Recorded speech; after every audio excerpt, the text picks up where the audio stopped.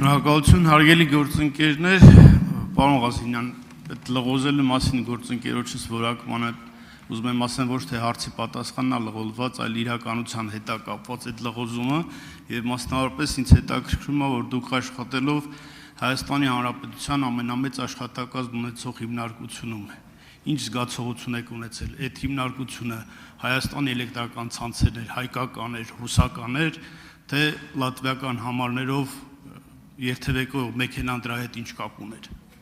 Ձեր զգացողությունը։ Պարոն Ղալումյան, ումից ձեզնից չէի սպասում, որովհետև ավտոյի մասը ասեցի։ Հիմա ինչ կապ ունի հեծը լատվիական համարներով ավտոյի հետ, չեմ պատկերացնում, միգուցե արձագանքի ժամանակ հստակեցնեք, եթե ռետորական հարցը չպատասխանեմ։ Ինչ վերաբերում է հեծը ռուսականներ, գիտեք,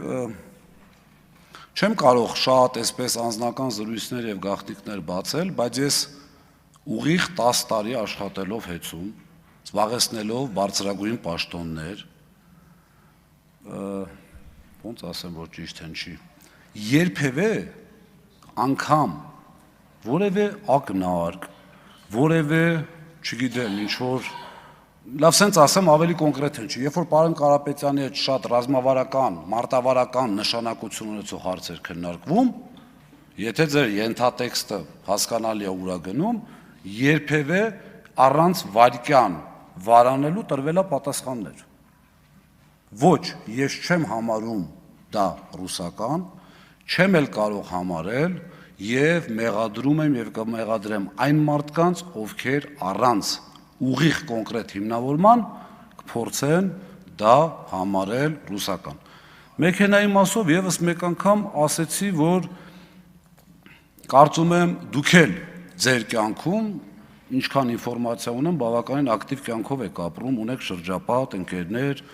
կարծում եմ դուք էլ ունեցած կլնեք այդպիսի իրավիճակներ, որ բացարձակ մոտ ընկերոջ, եղբոր եւ այլն մեքենան վարելու խնդիր չկա որպես այդպիսի։ Մեքենան նորից կրկնում եմ, տեղ անձնագրի վրա գրած է եղել Լատվիայի պատվո հյուպատոսություն, որպես սեփականատեր։ Դա ոնց կարող էր իմ մեքենան լինել, ես չգիտեմ։ Եթե պետքա ինչ-որ մեկը, հետևից հարցերն եմ փակում, կարող է մի հատ հարց դուրս գա, էլի։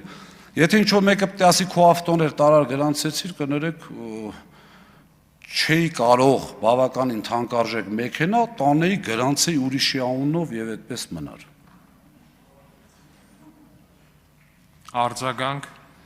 Պարոն Ղազինյան, հարցս ձևակերպելիս ամենևին չեմ մտադրվել, որ ձեզ սուր հարց տամ, ես ընդամենը իրական փաստեր, որոնք իմ կողմից չեն ներկայացված, մամուլում հայտնված, մասնավորապես Զախարովայի ելույթի հետ կապված ռուսական բիզնեսի հետ, այդ կտորները իրար կպսրի եւ հետաքրիր ձեր տեսակետը։ Հիմա արձագանքի ժամանակ հաջորդ հարցն եմ ուզում տամ, երբ մենք հանրային ծառայություններ կարգավորող հանձնաժողովում քննարկում ենք հեծի հարցը, այնտեղ բավականին մեծ թվով հեծի պայմանագրային ներդրումների մասին էր խոսում, եթե չեմ սխալվում 140 միլիարդ դրամ, որից 70 միլիարդը պետք է ուղղվեր գոյություն ունեցող բաժանորդներին մատակարարվող հոսանքի որակը բարելավելու համար, որից 40 միլիարդը ներդրումը չէր կատարվել եւ ներեր դրվել նոր բաժանորդներին հոսանք մատակարարելու գործին։ Այս տվյալները իրական տվյալներ են, կարող են սխալվել 1-2 միլիարդի ճշգրտությամբ, այնուամենայնիվ այն բաժանորդները, որոնք եղել են տասնյակ տարիներ, նրանց էներգիան բարելավելու համար գումար չի ծախսվել եւ նոր բաժանորդներ ընդգրկվել հեծի կողմից տրամադրվող այդ հոսանքի ցանցում։ Արձագանք։ Պարոն Ղալումյան, մեծ է գայթակղությունը ուղղակի ասել, որ դիմեք ձեր նախկին կուսակցական ընկեր պարոն Մեսրոպ Մեսրոպյանին, բայց ես հիմա ձեզ կփորձեմ շատ հանգամանալից բացատրել ինչա կատարվում։ Հեծը երբ որ ներկայացնում է ներդրումային ծրագիր, այն հաստատում, փոփոխում, ընդունում կամ չընդունում իրականացվում է ՀՑԿ-ի կողմից։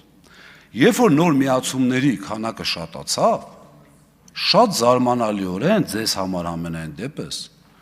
թղթի վրա անկախ, բայց սա հիմնավոր եմ ասում, իրականում կախյալ հանձնաժողովը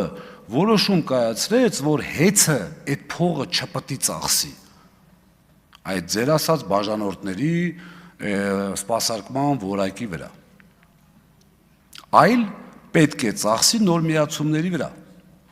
դա եղել է հանձնաժողովի որոշումը, եթե դա սխալ է, խնդրում եմ իրար հետ